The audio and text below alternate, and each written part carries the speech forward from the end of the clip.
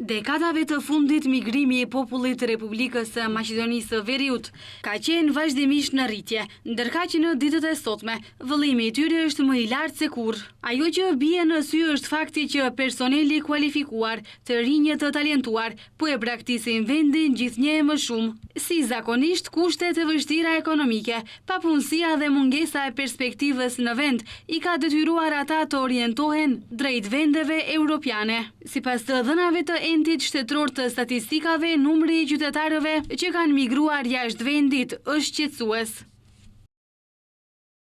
Të dhënat mbi strukturën arsimore të personave që janë larguar nga vendi tregojnë se në periudhën 2015-2022 mesatarisht nga 2500 persona me arsim të lartë migrojnë nga vendi çdo vit, për të cilët shteti ka investuar mesatarisht 5 miliard denar në vit. Largimi i personelit me arsim të lartë i kushton shtetit 0.8% të brutoprodhimit vendor vjetor.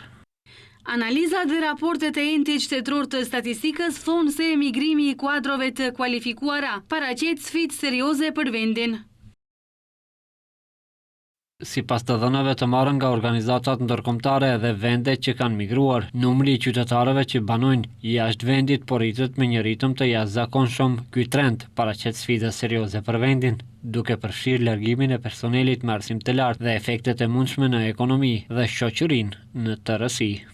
Sipas raportit të Organizatës Ndërkombëtare të Migrimit për vitin 2020, Maqedonia e Veriut është rënditur në grupin elitar të 20 vendeve kryesore në botë me migrimin më të lartë jashtë vendit, ndërsa sipas vlerësimeve të Bankës Botërore, pothuajse 40% e stafit me arsim të lartë nga RMV është larguar nga vendi. Gjithashtu edhe sipas indeksit të ikjes së trurit i ekonomisë globale, Republika e Maqedonisë së Veriut rënditet e pesta nga 41 vende europiane, gjë që tregon qartë se vendi po përballet me një humbje të madhe të talenteve. Sipas këtyre të dhënave alarmante, ngjan që vendi ynë nuk po mund të gjejë mënyra strategjike për të luftuar fenomenin e migrimit të popullsisë.